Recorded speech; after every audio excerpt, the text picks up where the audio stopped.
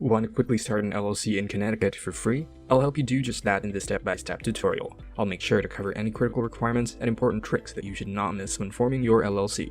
Then also as a bonus, later on in the video, I'll show you a trustworthy registered agent who'll help set up your LLC for free and save you the time and hassle. So make sure to stick with me until the end. Let's first take a look at the steps required for forming an LLC by yourself. Step 1. Name your business. Before anything else, you'll have to think of the LLC's legal business name.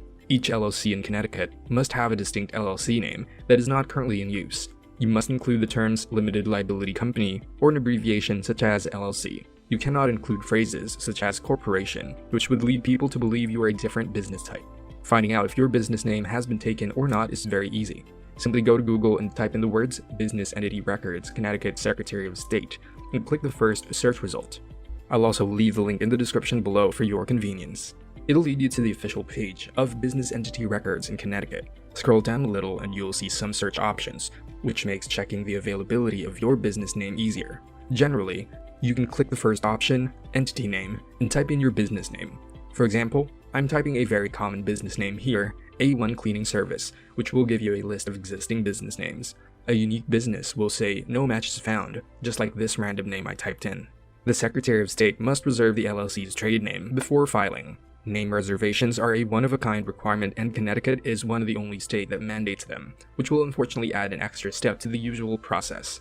You can make a name reservation for $60, and this reserved name lasts up to 120 days from the acceptance date of the application, with a usual processing time of around 1 week by completing the Connecticut LLC name reservation request form by going to this link.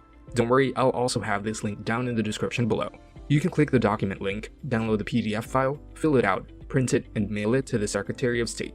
Step 2. Get a registered agent. Connecticut requires LLCs to have a registered agent. An agent has a physical address, as PO Box is not allowed, and is available during normal business hours. This agent will serve as the LLC's primary point of contact for receiving key legal papers, tax warnings, summons, subpoenas, and so on. You or someone in your company can become this registered agent. However, I highly recommend you utilize a professional registered agent, as they have much more knowledge of protecting your company in cases of possible issues, like problems concerning court schedules or filing reports with the Secretary of State, etc.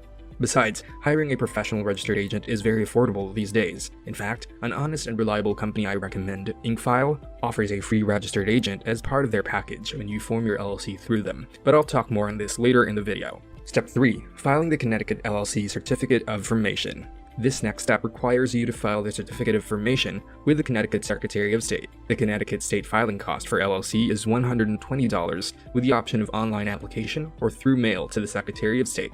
You would have to download and print this document from their official website, making sure you read all the requirements carefully so your form gets accepted when physically mailing it through. This whole process should take between 10 to 15 business days. Step 4. Prepare an operating agreement. Now, an operating agreement is a good idea to have in place with the other members if your LLC has more than one member, although a limited liability company operating agreement is not required for Connecticut. Your operating agreement should clarify how your company or business will handle big picture issues.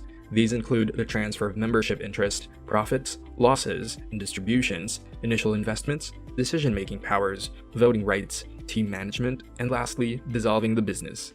Step 5. Obtain an EIN. Next, we need to get an EIN for your LLC. An EIN, or Employer Identification Number, is a federal tax ID issued by the IRS to your company. Your EIN is used by the IRS to readily identify your firm on tax filings. All Connecticut firms pay a business privilege tax, and the state requires you to have an EIN to file. You may also be required to provide your EIN when opening a bank account or applying for municipal permits or licenses. Obtaining an EIN is a slightly longer process compared to the previous steps. I'm sure you know anything to do with the IRS is confusing and tedious. First, you have to have complete knowledge of your LLC, such as your company information, managing member information, business address, business information, company details, and even the critical information regarding vehicular assets and federal excise taxes.